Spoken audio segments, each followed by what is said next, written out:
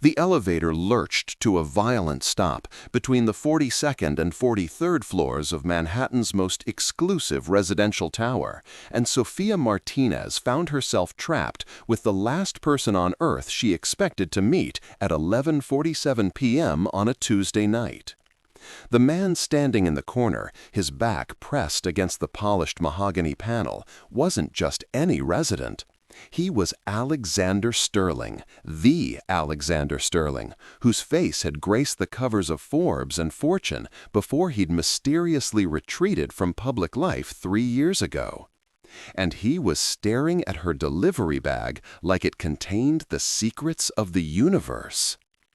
The emergency lighting cast everything in an amber glow, turning the mirrored walls into a funhouse of distorted reflections. Sophia's worn sneakers squeaked against the marble floor as she instinctively reached for the emergency button, but his voice stopped her cold. "Please," he said, his words barely above a whisper, "don't call for help. Not yet." If you're enjoying this story already, make sure to hit that subscribe button and turn on notifications, because what happens next will change everything you think you know about chance encounters in the city that never sleeps. Sophia's hand froze halfway to the emergency panel. In the dim light, she could see the exhaustion etched into Alexander Sterling's face, the way his usually immaculate appearance had frayed around the edges. His Italian leather shoes were scuffed, his shirt wrinkled, and there was something haunted in his dark eyes that made her heart skip a beat. Not from attraction, though she'd be lying if she said the thought hadn't crossed her mind, but from genuine concern. "Sir, I really need to deliver this order," she said, hefting the insulated bag that contained Mrs. Chen's late-night craving for dim sum from her favorite Chinatown spot. "She's expecting me, and my rating—" Sophia Martinez, 24 years old, studying pre-med at Hunter College while working 3 jobs to support your younger brother through high school. His words hung in the recycled air between them like a confession. You live in a 1-bedroom apartment in Astoria that you share with said brother Miguel, who's been accepted to Columbia on a partial scholarship, but needs another $15,000 to make it work. The delivery bag slipped from her suddenly numb fingers, the containers inside rustling against each other like whispered secrets. How did he know her name?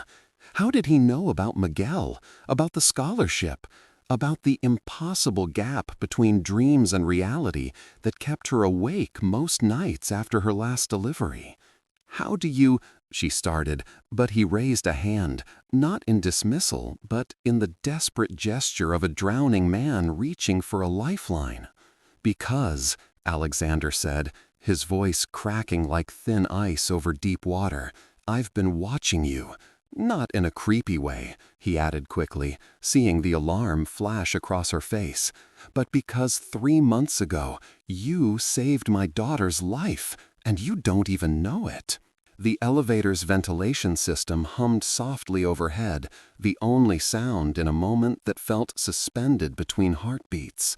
Sophia's mind raced through the past 3 months, hundreds of deliveries, thousands of faces glimpsed in doorways and lobby windows, a blur of tips and thank yous and hurried exchanges. She couldn't remember saving anyone's life, especially not the daughter of one of New York's most powerful men. "I don't understand," she said, her voice smaller than she intended. Alexander stepped away from the wall, and in the confined space she could smell his cologne, something expensive and woody that probably cost more than her rent. But beneath it was something else, something raw and human that made him seem less like a magazine cover and more like a person carrying an unbearable weight. "My daughter Emma," he began, his words measured and careful, "is 16 years old and has been struggling with an eating disorder for the past 2 years. The night of March 15th, she called a delivery service, your service, and ordered enough food for 6 people. It was a binge episode, something that happens when she's particularly stressed or anxious. Sophia's memory stirred, like sediment disturbed in still water. A penthouse order, late at night, from a girl who'd sounded young and fragile over the intercom. She'd been polite but rushed, and when Sophia had arrived with the massive order, she'd noticed how thin the girl was, how she'd tried to hide behind the half-open door. "You didn't just drop off the food," Alexander continued, his voice gaining strength, as if telling the story was somehow healing an old wound. "You asked her if she was okay. You told her that whatever she was going through, it would pass. You said that sometimes when we're hurting, we try to fill the emptiness with things that can't really fill it, but that doesn't make us weak or broken." The memory came flooding back now. Emma Sterling, though Sophia hadn't known her last name at the time, standing in that doorway with tears in her eyes and shame written across her face. Something in the girl's posture, the way she'd clutched the doorframe like it was the only thing keeping her upright, had reminded Sophia of herself at 16, when their mother had died and she'd felt responsible for holding their small family together. "She called me that night," Alexander said, "for the first time in months. Really called me, not just texted or sent one-word responses to my questions. She told me about the delivery girl who'd seen her at her worst moment and hadn't judged her, hadn't looked at her like she was crazy or pitiful. She said you reminded her that she wasn't alone. What would you do if you discovered that a moment of kindness you'd forgotten had changed someone's life forever? Drop a comment below and let me know, because this story is just getting started." Sophia felt tears pricking at the corners of her eyes. She remembered Emma now, remembered the impulse she'd felt to say something, anything, to ease the pain she'd seen in the girl's face. It had been instinct, the same instinct that had made her extra gentle with her brother during those first terrible months after their mother's funeral. "I'm glad she's okay," Sophia said softly, "but I still don't understand why you're telling me this now." Alexander ran a hand through his hair, messing up what had probably been a perfect style earlier in the evening. "Because Emma's in trouble again, serious trouble. And I know that you might be the only person who can help her." The elevator shuddered slightly, a reminder that they were suspended between floors in more ways than one. Sophia picked up her delivery bag, more for something to do with her hands than any real intent to leave. The motion seemed to give Alexander courage to continue. "Because Emma's in trouble again, serious trouble. And I know that you might be the only person who can help her."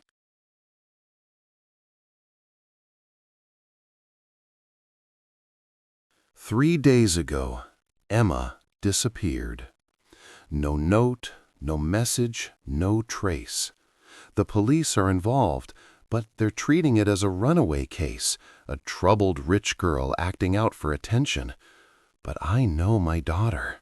Something's wrong, something she couldn't tell me, but might have been able to tell someone she trusts.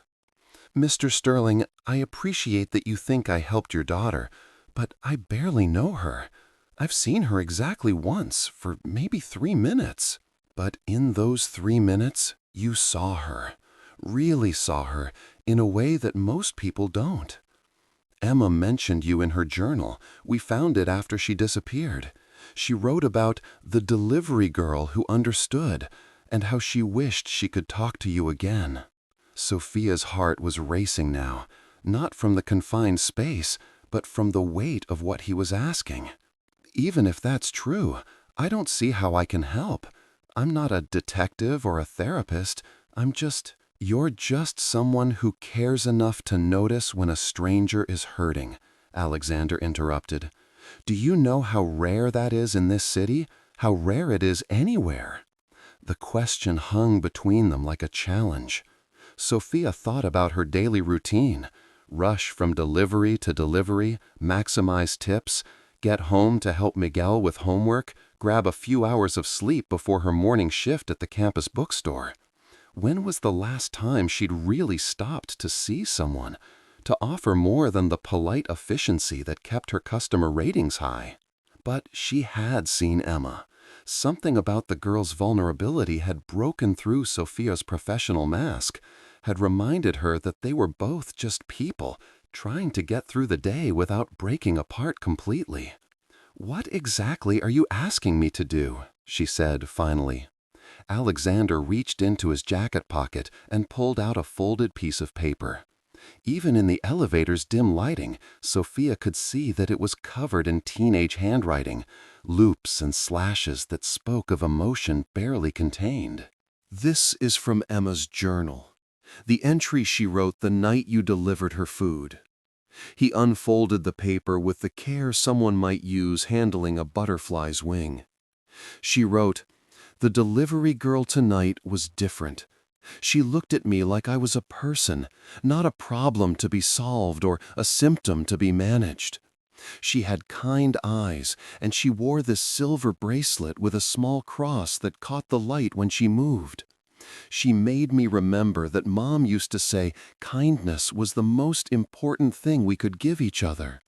I wish I could have told her about the messages, about what's been happening at school, about how scared I am all the time now." Sophia's hand went automatically to her wrist, where her mother's bracelet rested against her pulse. It was a simple thing, not worth much money, but it had been a gift for her quinceañera, given with a kiss and a prayer that Sophia would always remember where she came from. "The messages?" Sophia repeated. "What messages?" Alexander's face darkened. "We don't know. But in the weeks before she disappeared, Emma had been increasingly anxious. She'd changed her phone number twice, started taking different routes to school, asked our housekeeper to screen all her calls. When I asked her about it, she'd just say it was nothing, but I could see she was terrified." The pieces of a darker picture were starting to emerge, and Sophia felt a familiar knot of protective anger forming in her chest. It was the same feeling she got when she saw Miguel being pushed around at school, or when a customer was rude to her simply because they could be. "You think someone was threatening her?" "I think someone was making her feel unsafe, and she didn't know how to tell me because—" Alexander's voice trailed off, and for a moment he looked less like a powerful businessman and more like a father who'd failed the person he loved most. Because I've spent so much time trying to fix her that I forgot to just listen to her. Because every time she came to me with a problem, I wanted to solve it immediately, to throw money or lawyers or influence at it until it went away. But some things can't be fixed that way. Some things require the kind of patience and understanding that you showed her in 3 minutes. Something I hadn't been able to give her in 2 years of therapy sessions and treatment programs." Hit that like button if you've ever felt like someone understood you when you needed it most, because this conversation is about to take an unexpected turn. The honesty in his voice was devastating.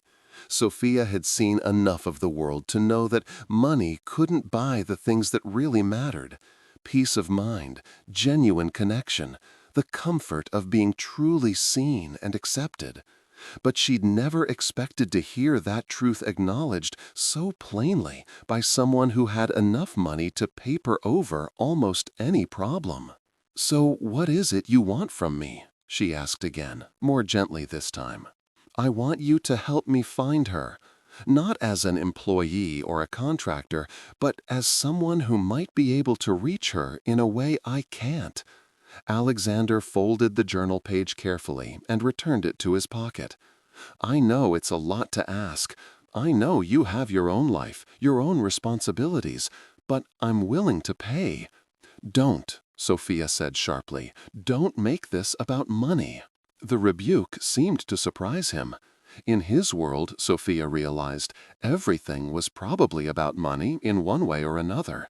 Problems that could be solved with the right payment, relationships that could be maintained with the appropriate financial arrangement. "I'm sorry," he said, and he sounded like he meant it. "I didn't mean to insult you. I don't know how else to ask for help.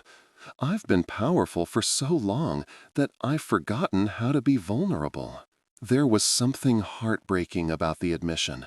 Sophia thought about Miguel, about how hard it had been for her to ask for help when they'd first been on their own, how pride and fear had made her try to carry burdens that were too heavy for one person. "Tell me about Emma," she said. "Not about her problems or her disorders, but about who she is. What makes her laugh, what she's passionate about, what she dreams about when she's not scared." Alexander's face softened, and for the first time since the elevator had stopped, he smiled, a real smile that transformed his entire expression. "She loves photography. Not the kind of fashion photography you might expect, but street photography, candid shots of people living their lives. She has this amazing ability to capture moments that tell entire stories. And she volunteers at an animal shelter in Brooklyn, has been going there every Saturday for the past year, even when she was at her sickest. What else?" "She makes these elaborate playlists for different moods and situations.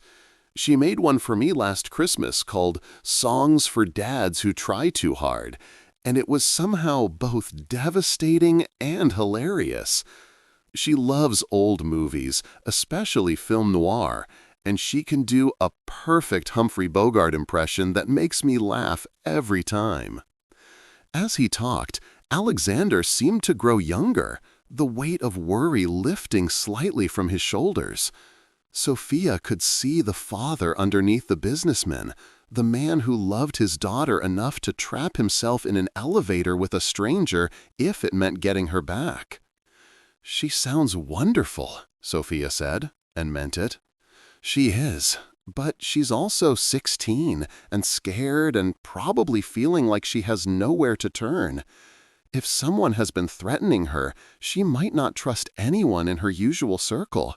But you were kind to her when she was at her most vulnerable. You might be the one person she'd be willing to reach out to." The elevator gave another small shudder, and Sophia realized that the building's maintenance crew was probably working to get them moving again. Soon, this strange, suspended moment would end, and she'd have to make a choice that could change both their lives. "If I help you," she said slowly, "it's not because of money or obligation. It's because I remember what it felt like to be 16 and scared and convinced that no one would understand. What would you need from me?" Sophia considered the question. "Complete honesty. No managing my involvement or trying to protect me from information you think might be too much. If we're going to find Emma, I need to know everything, the good, the bad, and the ugly." Alexander nodded. "Done. And I need to know that if I find something you don't want to hear, you'll listen anyway. Parents don't always want to know what their kids are really going through, but if Emma's in trouble, the truth might be the only thing that saves her." "I understand." The elevator lurched suddenly, and the lights flickered back to full brightness. The spell of the moment was broken, but something fundamental had shifted between them. Sophia picked up her delivery bag and checked her phone. Mrs. Chen had sent 3 increasingly worried messages about her dim sum. "I need to make this delivery," she said. "Of course." Alexander straightened his shirt and attempted to smooth his hair back into place. "How do I contact you?" Sophia hesitated for a moment, then pulled a business card from her wallet, a simple thing with her name and phone number that she'd had made for her tutoring clients.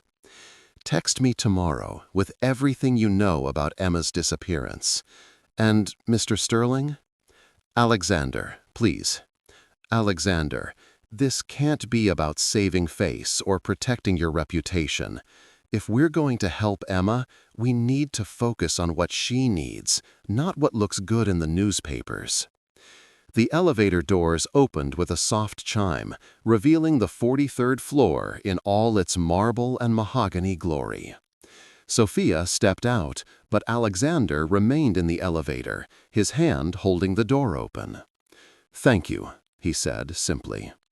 Don't thank me yet. We haven't found her. But as Sophia walked down the hallway toward Mrs. Chen's apartment, she felt something she hadn't experienced in a long time, a sense of purpose that went beyond paying bills and checking items off her endless to-do list. For the first time in months, maybe years, she was about to do something that mattered. Behind her, the elevator doors closed with a whisper, carrying Alexander Sterling back to his penthouse and his empty rooms. Neither of them slept much that night, but for very different reasons than usual. The next morning brought a text message that changed everything. Emma left something in her room, something that explains why she was so scared. We need to meet, tonight if possible. Alexander. Sophia stared at the message while standing in line for her morning coffee, the familiar routine of her day suddenly feeling distant and surreal. Around her, other New Yorkers hurried through their Wednesday morning rituals, checking phones, ordering complicated drinks, negotiating the complex dance of urban life. But her mind was 43 floors above the city, in an elevator that had become a confessional. She texted back, "What did you find?" The response came immediately. Photos. Someone's been following her for weeks.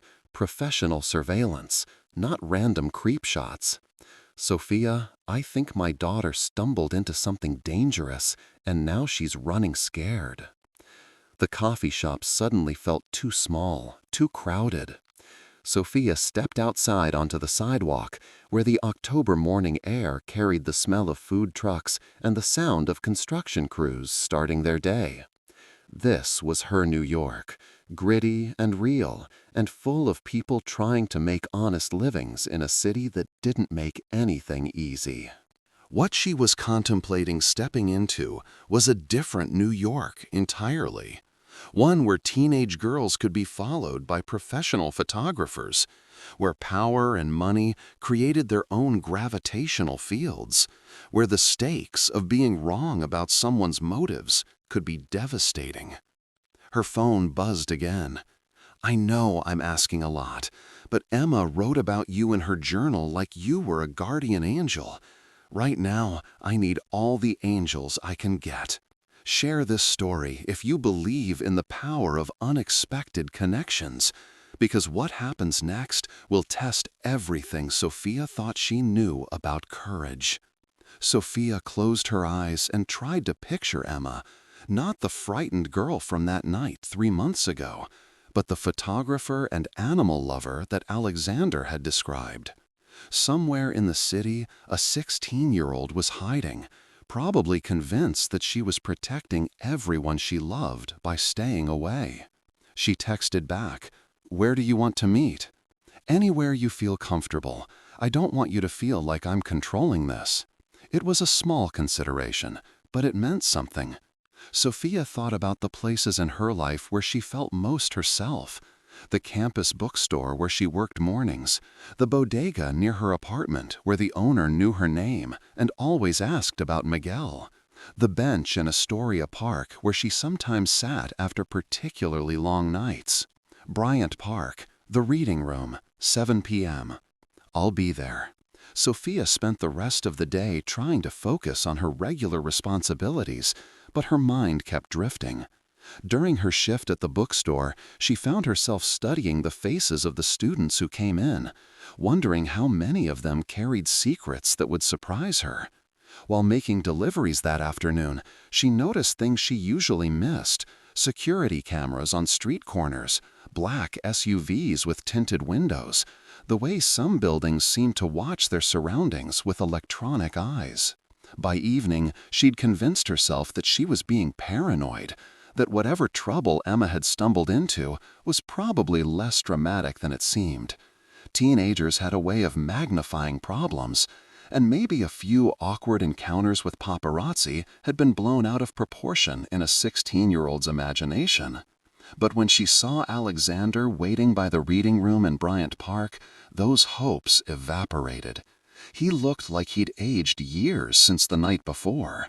and the manila envelope in his hands seemed to pulse with menace. "Show me," Sophia said without preamble. Alexander glanced around the park, taking note of the other evening visitors, joggers, dog walkers, tourists taking pictures of the New York Public Library's iconic lions. When he seemed satisfied that no one was paying attention to them, he opened the envelope and handed her a stack of photographs. The images were professional quality, shot with expensive equipment and a telephoto lens that could capture clear details from a considerable distance. They showed Emma going about her daily life, walking to school, entering the animal shelter, sitting in what looked like a therapist's office. But it was the progression of dates that made Sophia's stomach clench. "These go back 6 weeks," she said, flipping through them. 6 weeks that we know of. There might be more. Alexander's voice was carefully controlled, but Sophia could hear the rage underneath. "Look at the last few." The final photos were different. Emma looked aware that she was being watched, her body language tense and defensive. In one image, she was looking directly at the camera with an expression of fear and determination that reminded Sophia uncomfortably of her mother during those last few months when the cancer had been winning, but she'd been trying to hide it. These were in her room? Hidden in a book. And there's something else. Alexander handed her a note written in the same looping handwriting she'd seen in the elevator. "They know about Dad's business. They know about the money. They want me to give them something I don't have, and they won't believe me when I tell them I don't know anything. I have to go away before they hurt someone else." The pieces of a much more complex puzzle were starting to fall into place. This wasn't just about a troubled teenager acting out. It was about Emma being caught in the crossfire of something bigger, something dangerous enough that she'd chosen to disappear rather than risk involving her family. "What kind of business are you in?" Sophia asked, though she was afraid she already knew the answer. Alexander sat down heavily on the bench beside her. "Officially, I'm an investment banker who made some lucky calls during the financial crisis. Unofficially," he paused, seeming to weigh his words carefully, "I've spent the past 10 years helping certain clients move money in ways that don't attract government attention. Money laundering." It's more complicated than that. But yes, essentially, yes. He looked at her directly, as if daring her to judge him. I told myself it was just high-level financial consulting, that I was helping people protect assets from political instability or currency fluctuations.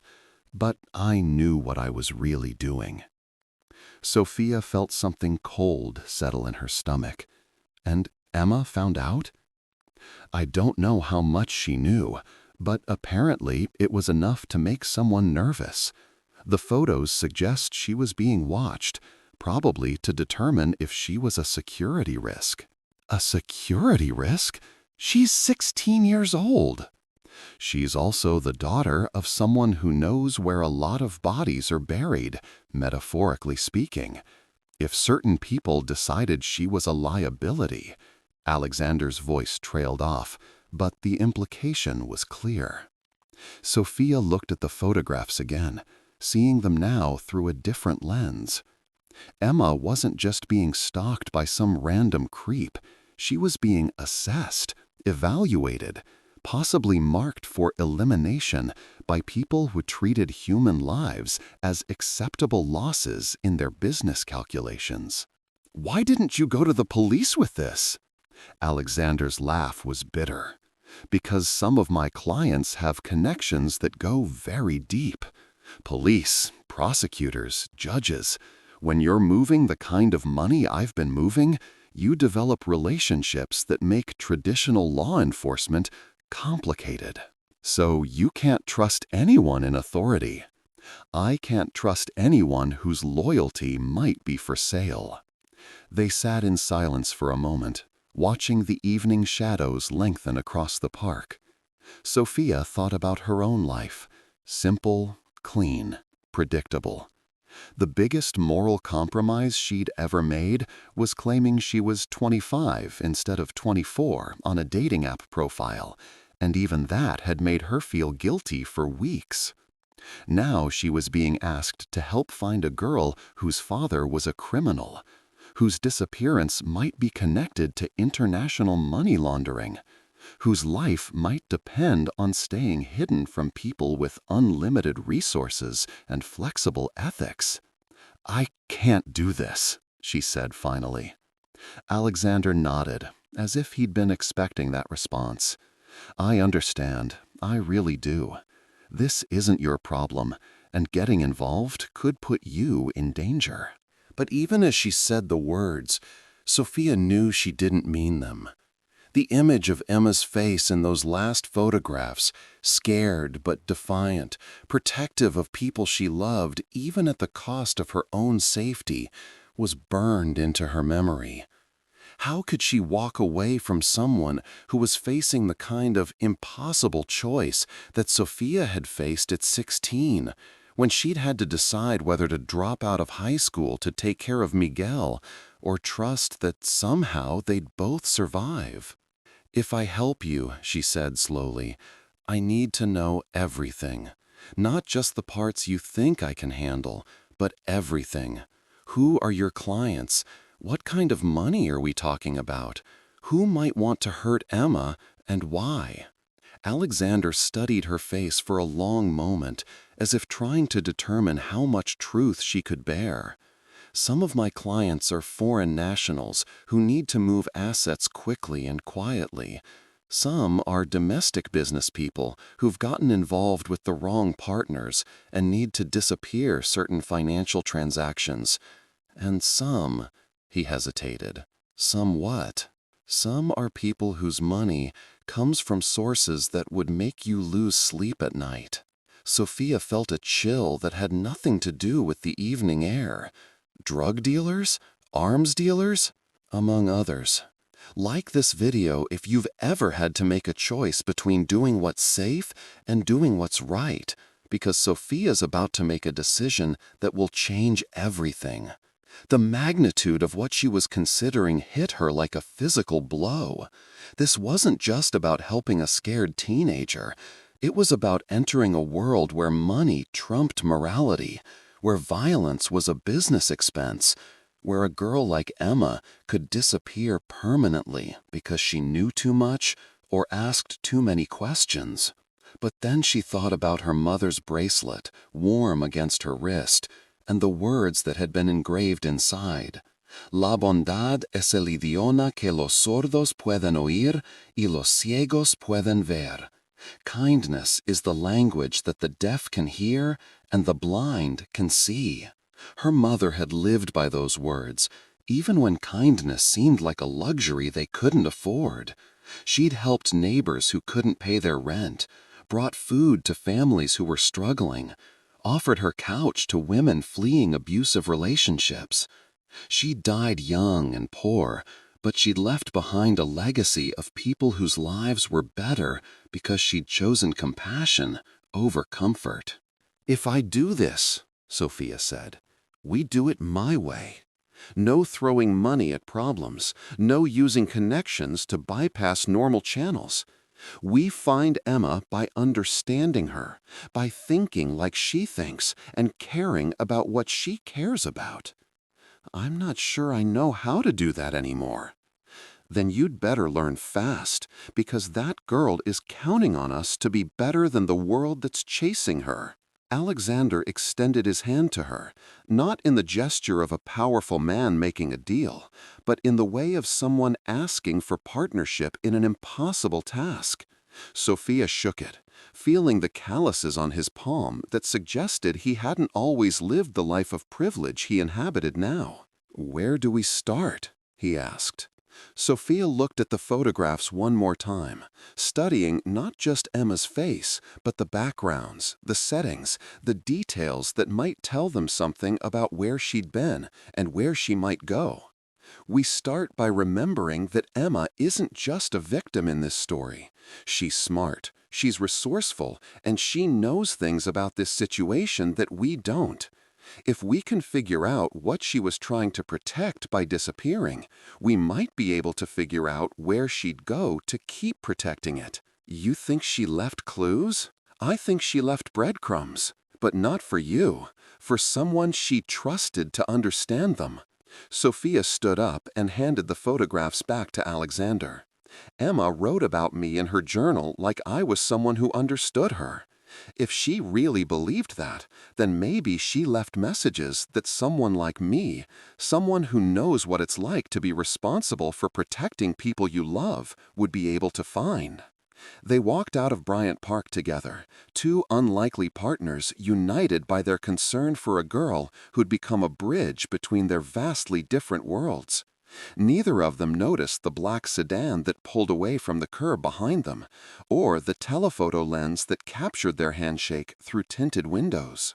The hunt for Emma Sterling was about to become much more dangerous than either of them imagined. That night, Sophia couldn't sleep. She lay in her narrow bed in the Astoria apartment she shared with Miguel, listening to the familiar sounds of her neighborhood. Sirens in the distance, neighbors arguing through thin walls, the rumble of the N train carrying late-shift workers home. These sounds usually comforted her, reminders of the life she'd built through sheer determination and careful saving. But tonight, they seemed like echoes from a different world, a simpler world where the biggest problems could be solved with hard work and good intentions. Miguel was at the kitchen table when she finally gave up on sleep and padded out to the living room at 3 a.m. He was surrounded by college application essays and financial aid forms, his laptop screen casting blue light across his tired face. "Can't sleep either?" she asked, settling beside him with 2 cups of tea. "Trying to finish my Columbia essay," he said without looking up. "They want to know about a time I overcame adversity. Problem is, I can't decide which adversity to write about." Sophia smiled despite her worry. "That's a good problem to have." "Is it? Sometimes I feel like our whole life has been about overcoming one thing just in time for the next thing to hit us." Miguel finally looked at her, and she could see their mother's eyes looking back, dark and intelligent and older than they should be. "You've been different since yesterday. Worried about something?" She'd always been terrible at hiding things from Miguel. He'd inherited their mother's ability to read people's emotions like weather patterns, to sense the atmospheric pressure changes that preceded emotional storms. "Just work stuff," she said, which wasn't entirely a lie. "Sophia." Miguel closed his laptop and gave her his full attention. "I know when you're trying to protect me from something. You've been doing it since I was 12. But I'm 17 now, and I've noticed that the things you try to protect me from have a way of affecting both of us anyway." It was moments like this when Sophia was reminded that her little brother wasn't little anymore, that the boy she'd raised was becoming a man who might soon be able to take care of himself. The thought filled her with pride and terror in equal measure. "Do you remember when Mom used to talk about guardian angels?" she asked. Miguel nodded. "She said they weren't necessarily supernatural beings, but people who showed up in your life at exactly the right moment to help you through something you couldn't handle alone. What if someone thought you were their guardian angel? What if they needed help with something dangerous and they believed you were the only person who could understand?" Miguel considered the question seriously, in the way that made Sophia remember why she'd sacrificed so much to keep him in school, to give him chances their mother never had.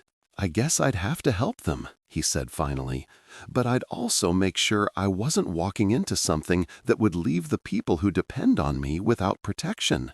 It was exactly the kind of wisdom their mother would have offered, compassionate but practical, generous but not reckless. Sophia felt tears pricking at the corners of her eyes, as she often did when Miguel reminded her how much of their mother lived on in him. "Whoever this person is," Miguel continued, "they're lucky to have found you. But you're lucky to have people who care about what happens to you, too." Sophia squeezed his hand. "I'll be careful." and I'll be here when you get back from whatever this is." The next morning brought another text from Alexander. "Can you meet me at Emma's school? I think I found something." Westfield Academy was exactly what Sophia had expected. All brick and ivy, and the kind of understated elegance that cost more per year than most people made in a lifetime.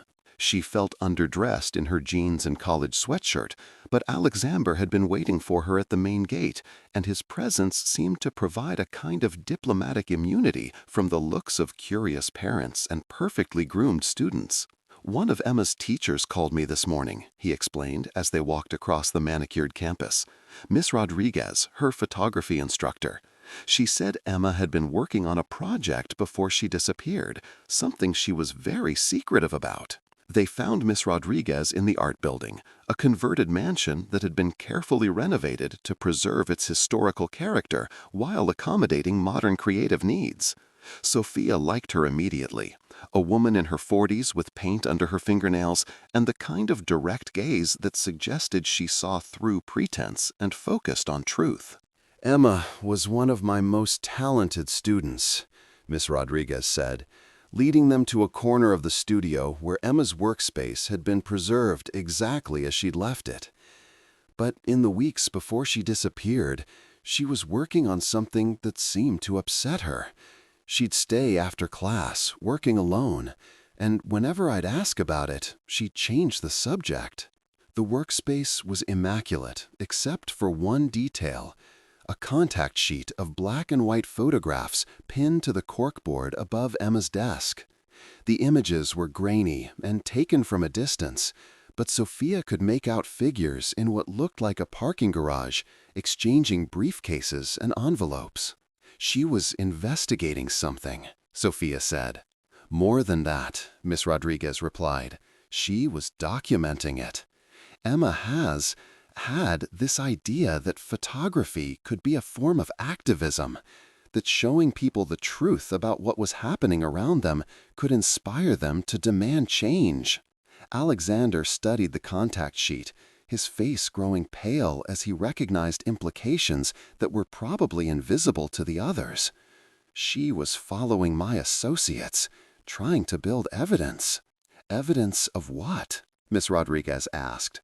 "Evidence that her father wasn't the man she thought he was," Sophia said quietly. The teacher looked between them, clearly sensing undercurrents she didn't fully understand.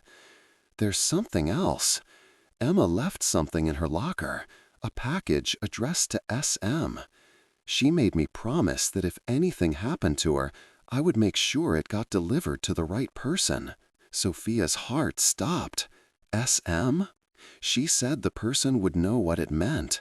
She was very specific that it shouldn't be given to anyone else, not even her father. Miss Rodriguez walked to a filing cabinet and withdrew a manila envelope, sealed and marked with Emma's careful handwriting. "For SM, in case I can't deliver this myself. Thank you for seeing me when no one else did." Sophia's hands trembled as she accepted the envelope. The weight of it suggested more than just photographs. There were papers inside, documents that rustled with the promise of secrets that Emma had died trying to expose, or disappeared trying to protect. "Can we open it here?" Alexander asked. "No," Sophia said instinctively. "Emma trusted me with this for a reason. If she wanted it opened in front of other people, she would have said so." Ms. Rodriguez nodded approvingly. "Emma always said you were different from the other delivery people. She mentioned you several times after that night, said you reminded her that there were still good people in the world." They left the school in Alexander's car, an understated black BMW that probably cost more than Sophia's annual income, but felt strangely normal compared to everything else that had happened in the past 48 hours. As they drove through Manhattan traffic, Sophia clutched Emma's envelope like it contained the secrets of the universe. "Where do you want to go?" Alexander asked. "Somewhere Emma felt safe. Somewhere she could think clearly." Alexander considered this. "The animal shelter in Brooklyn. She spent every Saturday there for the past year, even when she was at her sickest. The director there, Mrs. Kim, said Emma seemed more like herself there than anywhere else. The Brooklyn Animal Care Center was a world away from the manicured perfection of Westfield Academy. It was functional rather than beautiful, filled with the sounds of barking dogs and meowing cats, the smell of disinfectant and animal fur, the cheerful chaos of creatures waiting for second chances. Mrs. Kim was a small woman with steel gray hair and the kind of practical kindness that Sophia recognized from her mother's generation of women, people who'd learned to solve problems with their hands and hearts rather than their checkbooks. "Emma," she said when Alexander introduced himself, "that girl has the gentlest hands I've ever seen with the scared animals. The ones that have been hurt or abandoned, they trust her immediately." "Can you show us where she liked to work?" Sophia asked. Mrs. Kim led them to a quiet corner of the shelter where the most traumatized animals were housed. Dogs that had been abused, cats that had been abandoned, creatures that needed extra patience and understanding before they could trust humans again. Emma said this was her favorite spot because it reminded her that healing was possible, even after terrible things happened. She'd sit right here. Mrs. Kim indicated a worn chair beside a cage that currently held a small pit bull mix with scars across her muzzle, and just talk to them. Not in baby talk, but like they were people who deserved respect. Sophia sat in Emma's chair and carefully opened the envelope. Inside were photographs, as she'd expected, but also copies of financial documents, email printouts, and a letter written in Emma's handwriting. The photographs were more sophisticated than the surveillance shots they'd seen the day before. These were Emma's work, taken with an artist's eye for composition and meaning. They showed the same parking garage meetings, but from different angles, capturing not just the exchange of briefcases, but the faces of the men involved. Sophia recognized one of them immediately from newspaper financial pages, Robert Chen, a prominent investment banker who'd been investigated twice for money laundering but never charged. Another was Marcus Volkov, whose name she knew from true crime podcasts about organized crime connections in the garment district. But it was the third man that made Alexander inhale sharply. "That's Deputy Chief Morrison from the NYPD," he said. "He's been investigating financial crimes for the past 5 years." "Investigating or facilitating?" Sophia asked, studying the photograph that showed Morrison accepting what looked like a thick envelope from Chen. Alexander didn't answer, but his expression said everything. The corruption went deeper than he'd admitted, reaching into the very institutions that were supposed to provide justice and protection. Sophia opened Emma's letter, her heart racing as she recognized the voice of the girl she'd met that night 3 months ago. Frightened but determined, young but wise beyond her years. "Dear S.M.," the letter began, "I don't know your real name, but I remember your kindness, and I'm hoping that if something happens to me, these photos will find their way to someone who can use them to help people instead of hurt them. I discovered that my father isn't who I thought he was, and I've been trying to gather evidence that could stop him and his associates from hurting more people. But I think they know what I'm doing, and I'm scared they'll hurt people I care about if I try to expose them directly. If you're reading this, it probably means I had to disappear to protect my family and friends. Please don't let my father convince you that I ran away because I was upset or dramatic. I ran away because I discovered that some problems are too big for one person to solve, but maybe not too big for the right people working together. The man in the photos with the police badge has been protecting my father's operation for years. He knows where all the evidence is stored, where the money goes, and which other officials are involved. If something happens to me, he's the key to everything. Please be careful. These people don't hesitate to hurt anyone who gets in their way. But please also remember that there are innocent people, maybe hundreds of them, whose lives could be saved if someone stops this. I wish I could have been that person, but maybe I can still help by trusting the right person with what I learned. Thank you for seeing me that night when I felt invisible. You gave me hope that there were still people who cared about strangers. I hope I can give you something that helps you help others. With gratitude and faith, Emma. Sophia read the letter twice, feeling the weight of Emma's trust and the magnitude of what the girl had discovered. This wasn't just about a teenager in trouble. It was about a systematic corruption that reached from street-level crime to the highest levels of law enforcement. She's not just missing, Sophia said finally. She's in hiding, protecting evidence that could bring down a network that includes cops, bankers, and criminals. Alexander stared at the photographs, his face a mask of conflicting emotions. She was trying to expose me, her own father. She was trying to save you, and everyone else caught up in this system. Sophia folded the letter carefully and returned it to the envelope. The question is, what are we going to do with what she's given us? Mrs. Kim, who had been discreetly feeding treats to the pit bull mix while they read, looked up from the cage. "That dog," she said quietly, "came to us after being used as a fighting dog. She was so scared when she arrived that she wouldn't eat, wouldn't let anyone touch her, wouldn't even come out of the corner of her cage." Sophia looked at the dog, who was now taking treats from Mrs. Kim's hand with gentle delicacy. Emma spent hours with her, just sitting quietly, not trying to force contact, but making it clear she was safe to approach. It took weeks, but eventually the dog started to trust again. Emma named her Hope. What happened to her? She's been adopted 3 times, but she keeps getting returned. People expect her to be grateful and easy, but trauma doesn't work that way. You have to earn trust slowly, and you have to be prepared for setbacks. Sophia understood the metaphor.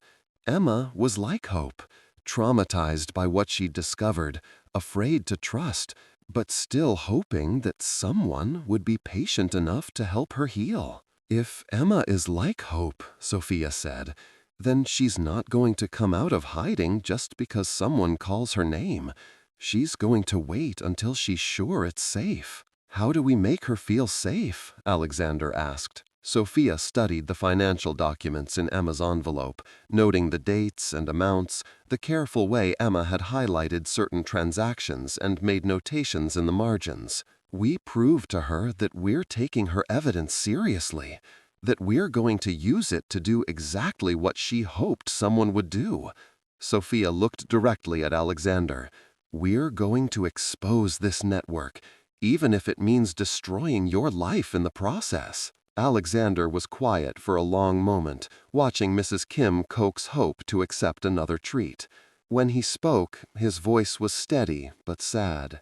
Emma used to ask me what I did for work, and I'd give her vague answers about helping people manage their investments. She'd look at me with these serious eyes and ask if I was making the world better or worse. I always told her I was making it better, but I think she knew I was lying long before she had proof. So now's your chance to stop lying, to actually make the world better. It means giving up everything. My business, my reputation, probably my freedom. The people I've been working with don't allow retirement. Sophia thought about Miguel's college essay, about overcoming adversity and the choices that defined character. What would Emma want you to do? Alexander didn't answer immediately, but Sophia could see the internal battle playing out across his face. Years of careful self-justification warring against the clear moral choice that his daughter had already made. "She'd want me to be someone she could be proud of," he said finally. Then that's what we're going to do. We're going to find Emma, and we're going to use her evidence to expose this corruption. And we're going to do it in a way that keeps everyone safe. How? Sophia looked at the photographs again, noting the timestamps and locations, the careful way Emma had documented not just the crimes, but the patterns of behavior that revealed the structure of the operation. Emma didn't just take pictures randomly. She studied these people, learned their routines, figured out when and where they felt safe enough to conduct their business openly. If we can understand the system the way she did, we can figure out how to bring it down without putting ourselves in the same danger she faced. They spent the next hour at the shelter, going through Emma's evidence piece by piece, while Hope watched from her cage with intelligent brown eyes that seemed to understand more than a dog should. Sophia found herself talking to the dog the way Emma apparently had, not in baby talk, but as if she were a friend who deserved honesty. The thing about systems like this, Sophia said, both to Alexander and to Hope, is that they depend on everyone being afraid to speak up. But if enough people find courage at the same time, the whole thing collapses. Mrs. Kim smiled. Emma used to say something similar. She said healing happened when you stopped being afraid of your own truth. By the time they left the shelter, Sophia had a plan. It was dangerous and complicated and required them to trust people they'd never met. But it was also the kind of plan that could work if everyone involved cared more about justice than safety. "We need to contact a journalist," she told Alexander as they drove back into Manhattan. "Someone with experience investigating financial corruption. Someone who won't be scared off by powerful people or police connections." "I might know someone. Sarah Chen? No relation to Robert Chen. She's an investigative reporter for the Times who's been looking into police corruption for years. She's the one who broke the story about the pension fund scandal last year." Sophia nodded. "We also need to find a way to let Emma know that we're taking action, that it's safe for her to come forward." "How do we do that?" Sophia smiled, thinking about the breadcrumbs Emma had left, the careful way she'd chosen someone she barely knew to trust with her most important secret. "We place an ad in the photography section of the Village Voice Classifieds, something that would mean nothing to anyone else, but would tell Emma exactly what she needs to know." What would we say?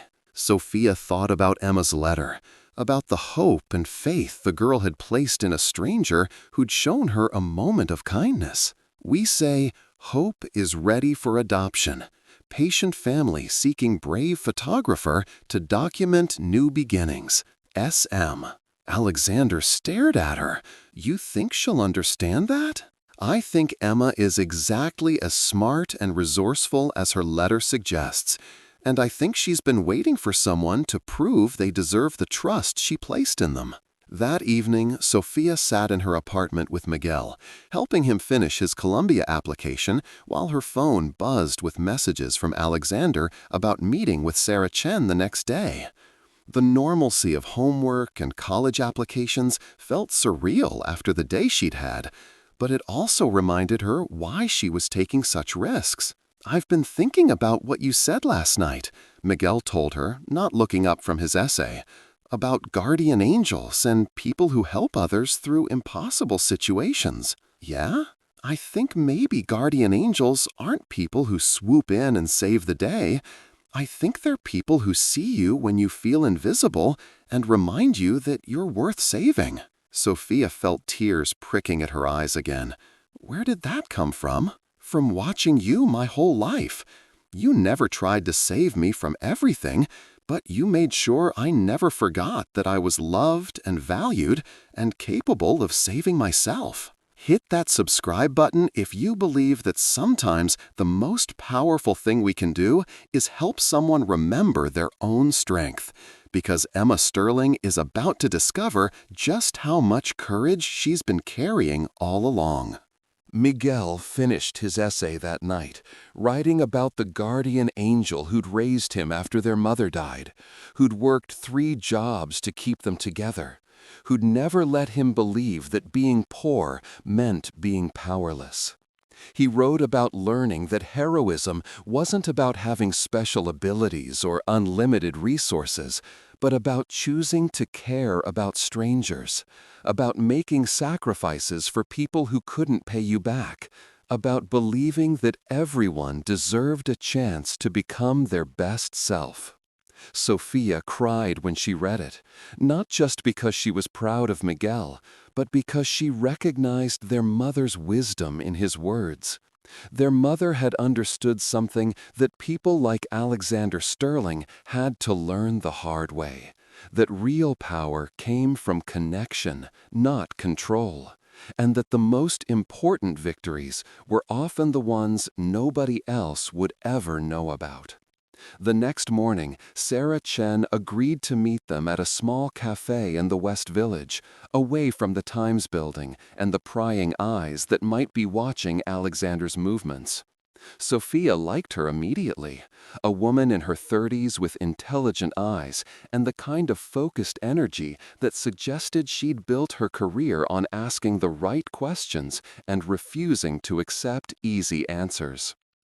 "I've been investigating Deputy Chief Morrison for 2 years," Sarah said after reviewing Emma's photographs and documents. "But I've never been able to get evidence that would stick. These photos are exactly what I needed." "What's the process?" Sophia asked. "First, I verify everything independently. I can't just take these documents at face value, no matter how compelling they are. Then I need to give Morrison and the others a chance to respond to the allegations. And then, assuming everything checks out, we publish." "How long does that take?" "Normally, weeks, maybe months. But given that a 16-year-old girl is missing, and given what these documents suggest about the scope of the corruption, I can fast-track it. Maybe a week if I work around the clock." Alexander looked troubled. "A week might be too long. If Emma is still hiding, and if Morrison realizes we have this evidence, he might decide she's too big a risk to leave alive." The words hung in the air like a threat, reminding all of them that they were playing a game where the stakes were measured in lives rather than money or reputation. "Then we need to flush Morrison out," Sophia said. "Make him act before he's ready. Force him to make mistakes that give us more evidence and give Emma a chance to surface safely." "How do we do that?" Sarah asked. Sophia smiled, thinking about Emma's photography project, about the girl's belief that showing people the truth could inspire them to demand change. "We give Morrison exactly what he's afraid of, publicity, but we do it in a way that makes him think he's still in control." She outlined her plan while Alexander and Sarah listened with expressions of growing amazement and concern. It was audacious and risky and required perfect timing. But it was also the kind of plan that could work because it gave everyone involved a chance to be better than they'd been before. "You want to set up a sting operation using a fake money laundering deal," Sarah said when Sophia finished, "with me documenting everything for the story. And with Morrison believing he's walking into a routine payoff meeting, not knowing that Emma's evidence has already been given to a journalist." Alexander shook his head. "It's too dangerous. If something goes wrong, all of us could end up like Emma, missing or worse." "But if something goes right," Sophia countered, "Emma gets to come home, and hundreds of innocent people get protection from a corrupt system." Sarah was already taking notes, her journalistic instincts engaged by the potential for a story that could change everything. "I know people at the FBI who aren't connected to Morrison's network. If we do this right, we could have federal agents in position to make arrests as soon as we have Morrison on tape taking bribes or threatening witnesses." Sophia felt the familiar surge of nervous energy that had gotten her through every major challenge in her life. The night their mother died, the day she'd aged out of foster care, the morning she'd started her first job to support Miguel. It was the feeling of standing at the edge of a cliff and choosing to jump because flying was the only way to reach the other side. "There's one more thing," she said. "We need to make sure Emma knows what we're doing. If she's been monitoring news about her disappearance, she needs to see a signal that tells her it's safe to come forward." "The classified ad?" Alexander asked. "More than that. We need her to see her father choosing to do the right thing, publicly, in a way that proves he's changed." Alexander understood immediately. "You want me to confess, publicly, before the sting operation? I want you to be the father Emma always hoped you could be, the one who would choose truth over comfort, justice over security." It was the kind of challenge that most people would walk away from, the kind of choice that required someone to give up everything they'd built in favor of something they might never get to enjoy. But as Sophia watched Alexander's face, she could see Emma's stubborn courage looking back at her. "When do we start?" he asked. The next few days passed in a blur of careful planning and barely controlled anxiety. Sarah worked her sources to verify Emma's evidence, while federal agents prepared for the sting operation. Alexander met with lawyers to negotiate immunity deals and protection arrangements. And Sophia placed a series of classified ads in papers and websites that a smart, resourceful teenager might monitor if she were hiding somewhere in the city. "Hope's Family Found, Guardian Angels Working Together, Photography Exhibition Opening Soon, SM. Brave photographers' work will be displayed. Truth-telling begins tomorrow, SM. Emma's pictures will change the world. Time to come home, SM." On Thursday evening, exactly 1 week after Sophia had opened Emma's envelope at the animal shelter, Alexander Sterling called a press conference. Standing in front of the cameras, flanked by federal agents, and looking older but somehow more solid than Sophia had ever seen him, he read a prepared statement that would destroy his old life and give his daughter a chance at a new one. "My name is Alexander Sterling, and for the past 10 years, I have been facilitating money laundering operations for criminal organizations. I am here tonight to confess my crimes, to provide evidence against my co-conspirators, and to ask for the help of law enforcement in finding my daughter Emma, who disappeared after discovering evidence of corruption that reaches into the highest levels of the NYPD." The press conference was carried live on every major news network, and within hours, the story was trending on social media platforms across the country. Sophia watched from her apartment, sitting beside Miguel on their second-hand couch, feeling simultaneously terrified and proud. "Do you think she's watching?" Miguel asked. "I think Emma Sterling has been waiting her whole life for her father to become the man she always believed he could be." As if summoned by Sophia's words, her phone rang. The number was blocked, but Sophia answered anyway, her heart racing with hope and fear. "Is this Em?" The voice was young and tired and cautiously hopeful. "Emma? I saw the press conference. Is my dad really okay? Are you really going to expose Morrison and the others?" Sophia closed her eyes, feeling relief wash over her like warm water. "Your dad is safe. He's working with federal agents to make sure everyone involved in this network faces justice. And your photographs are going to be evidence in the biggest corruption case New York has seen in decades." "I've been so scared," Emma said, her voice breaking. "I didn't know who to trust, and I was afraid that if I came forward, they'd hurt my dad or you or anyone else who tried to help me. Where are you, sweetheart?" Emma laughed, a sound that mixed exhaustion with the first hint of genuine joy Sophia had heard from her. "I'm at the animal shelter in Brooklyn, hiding in the supply closet and talking to Hope.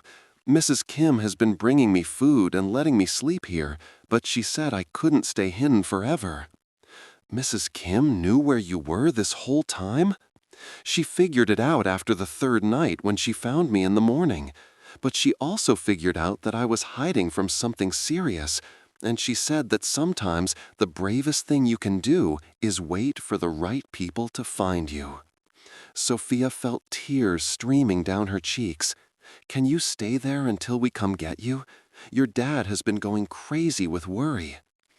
"I think," Emma said softly, "I'm ready to come home." Share this story if you believe in the power of ordinary people to create extraordinary change, because Emma Sterling's homecoming is about to prove that courage is contagious. 2 hours later, Sophia and Alexander arrived at the Brooklyn Animal Care Center to find Emma sitting in Hope's cage, both girl and dog curled up together like they'd been keeping each other company through a long, difficult night. Emma looked thinner than in her photographs, and there were shadows under her eyes that spoke of weeks of fear and uncertainty. But when she saw her father, she smiled with the kind of radiant relief that made Sophia remember why she'd gotten involved in this impossible situation. "Dad," Emma said, scrambling to her feet and launching herself into Alexander's arms. "I was so proud of you tonight. You looked like the man I always knew you could be." Alexander held his daughter like she might disappear again if he let go, tears streaming down his face as he whispered apologies and promises into her hair. Sophia watched from the doorway, giving them space for a reunion that belonged to them alone. But Emma pulled away from her father and walked over to Sophia, wrapping her in the kind of hug that contained months of gratitude and hope. "Thank you," she said simply. "Thank you for seeing me that night, and thank you for seeing me again when I needed someone to understand." "Thank you for trusting me with something so important," Sophia replied. "And thank you for being brave enough to do what was right, even when it was dangerous." Mrs. Kim emerged from the office with adoption papers for Hope, a knowing smile on her face. "Emma convinced me that Hope needs a family that understands trauma and patience and the power of quiet love." Alexander looked at the pit bull mix, who was watching their emotional reunion with intelligent eyes and a gently wagging tail. "Are you saying we're adopting a dog?" "I'm saying," Emma laughed, "that Hope and I have been taking care of each other, and I think she deserves a chance to be part of a family that's learning how to heal." 3 months later, Sophia received an invitation to a photography exhibition at a small gallery in Soho. The invitation was handwritten in Emma's careful script. "Truth Tellers, a photography exhibition documenting courage in everyday life. Opening night, Friday, February 14th. Special thanks to SM, who reminded me that kindness is the most important thing we can give each other." The exhibition featured Emma's photographs from her investigation, presented alongside new work she'd created during her recovery. But the centerpiece was a series of portraits titled Guardian Angels, photographs of people in their everyday lives doing ordinary things that required extraordinary courage. There was Mrs. Kim feeding feral cats behind the shelter, Miguel studying at the kitchen table, surrounded by college acceptance letters and scholarship offers, Alexander testifying before a grand jury, flanked by federal agents and looking determined rather than defeated, Sarah Chen typing at her laptop in the newsroom at 3 a.m., chasing a story that would hold powerful people accountable. And there, in a place of honor near the entrance, was a photograph Sophia had never seen before. Herself, standing in the elevator that night 3 months ago, holding Mrs. Chen's delivery bag and looking directly at the camera with an expression of concern and kindness that she didn't remember feeling, but that Emma had somehow captured. The placard beside the photograph read, Ats M, March 15th. Sometimes angels come in the form of delivery drivers who take time to notice when strangers are struggling. This woman saved my life by seeing me as human when I felt invisible. Her kindness gave me hope that there were people in the world worth fighting for. Alexander approached Sophia as she stood looking at her own portrait, Hope trotting along behind him on a leash that matched Emma's camera strap. The sting operation testimony led to 17 arrests, he told her quietly. Morrison and 6 other police officers, 4 bankers, 3 organized crime figures, and 3 politicians. The federal prosecutors say it's the largest corruption bust in New York history. And you? 2 years minimum security, followed by 5 years of community service with organizations that help victims of financial crimes. Emma says it's the best deal anyone could have asked for. Sophia nodded, thinking about second chances and the different forms that justice could take. How is she doing? Better every day. She's been accepted to Columbia's journalism program with a full scholarship, and she wants to specialize in investigative photography. She says she learned from you that the most important stories are often about ordinary people doing extraordinary things. Emma joined them, carrying a small gift bag that she pressed into Sophia's hands with a shy smile. "I wanted to give you something," she said, "to say thank you for everything you've done, but also to ask if you'd be willing to do something else." Sophia opened the bag to find a silver bracelet, similar to her mother's, but engraved with different words. "Kindness is the language that changes the world." "I've been thinking about what you said that night in March, about how sometimes when we're hurting, we try to fill the emptiness with things that can't really fill it. I realized that I'd been trying to fill the emptiness with evidence and anger and the need to expose the truth. But what really healed me was connection, with you, with hope, with my dad when he finally decided to be honest."